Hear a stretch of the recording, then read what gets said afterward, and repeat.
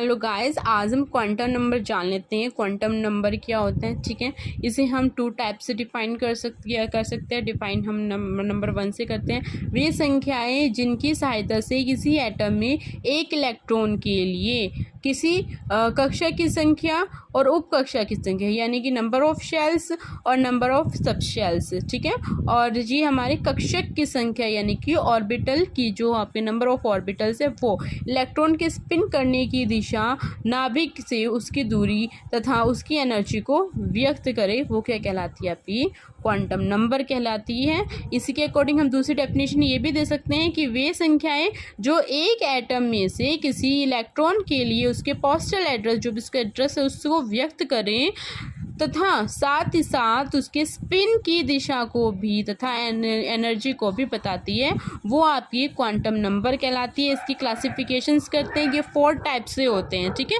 Number आपका first क्या है, प्रिंसिपल क्वांटम नंबर। ये जो आपकी प्रिंसिपल क्वांटम नंबर होती है, ये क्वांटम संख्या मुख्य रूप से किसी इलेक्ट्रॉन की कक्षा के उसके एटम की संख्या को बताती है। इसे आप स्मॉल n से रिप्रेजेंट करते हैं, ठीक है।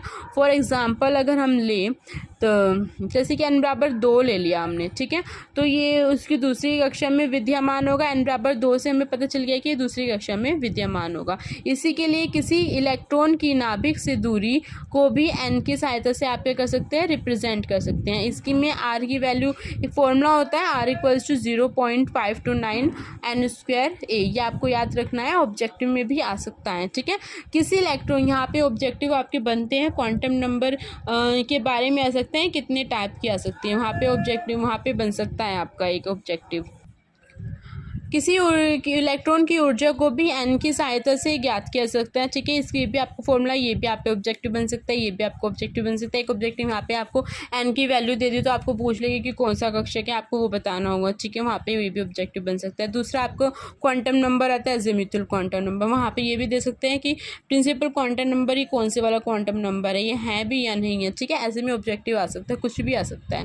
यह किसी एटम में एक इलेक्ट्रॉन के लिए उपकक्षा यानी कि आपका सब शेल के नंबर को व्यक्त करती है। इसे स्मॉल l से रिप्रेजेंट करते हैं। याद रखना, जो प्रिंसिपल है स्मॉल n से, अज़ीमुथल है वो स्मॉल l से रिप्रेजेंट करते हैं। स्मॉल l के मान o से लेकर n0 से लेकर n-1 तक होता है, ठीक है।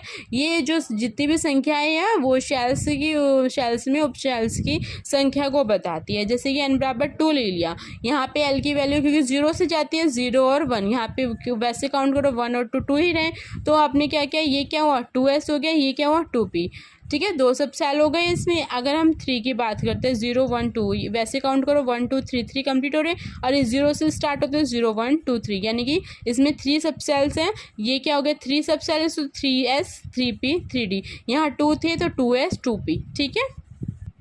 नेक्स्ट आपकी आती है मैग्नेटिक क्वांटम नंबर। ये जो होते हैं इलेक्ट्रॉन के लिए कक्षा की संख्या को बताती है, इसे स्मॉल m से रिप्रेजेंट करते हैं और इसका जो मान होता है वो -l से पॉजिटिव l की ओर होता है, ठीक है। -l से आप पॉजिटिव l की ओर से डिफाइन करेंगे इसे।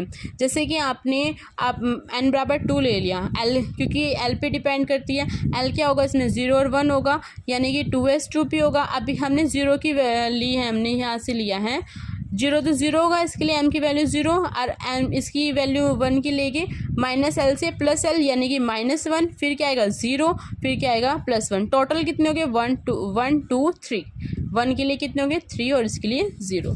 अगर हम n = 3 की बात करते हैं तो 3 का मतलब 0 1 2 l के मान रखा, इसमें हम m की मान निकालते हैं, मैग्नेटिक क्वांटम नंबर निकालते हैं। 0 के लिए तो 0, 1 के लिए -1 0 +1, 2 के लिए -2 -1 0 +1 +2, यानी कि बैक काउंटिंग चल जाती है, स्टार्ट हो जाती है माइनस से, ठीक है। इसमें कितने 9 बने हैं 1 2 3 4 5 6 7 8 9, यानी कि n बराबर 3 के लिए अगर हम क्वांटम नंबर की बात करें तो आप पे कितने बनते हैं, आपके 3 बनते हैं, ठीक है। यहाँ पे हम इसको ऐसे भी निकाल सकते हैं, ये देखो 2 थे, 2 का स्क्वायर हम क्या कर रहे हैं, यानी कि n स्क्वायर से भी हम इसे रिप्रेजेंट कर सकते हैं। 2 था, 2 का स्क्वायर यानी कि 4, टोटल हमारे कितने बने हैं 4। n इक्वल्स टू 3, 3 का स्क्वायर हमारा क्या होता है 9, तो इसमें कितने हमें मिलेंगे शेल्स 9। यहाँ पे डायरेक्ट क्वेश्चन भी पूछ सकते हैं कि अगर n इक्वल्स टू 3 है, ठीक है, तो उसका मैग्नेटिक क्वांटम नंबर कितना हुआ, कितनी संख्या में आएगा, तो आप n स्क्वायर से उसको बराबर होती है, उसके अकॉर्डिंग आप निकाल सकते हैं। इसके बाद फोर्थ आपकी जो क्वांटम नंबर आती है वो स्पिन क्वांटम नंबर आती है। यह किसी इलेक्ट्रॉन के स्पिन की डायरेक्शन को व्यक्त करती है।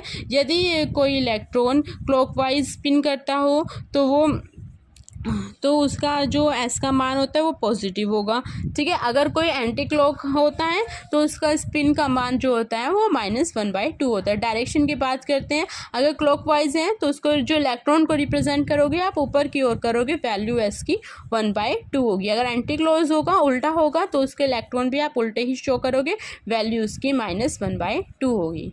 तो यहाँ पे क्वांटम नंबर आपका फिनिश होता है। Thank you.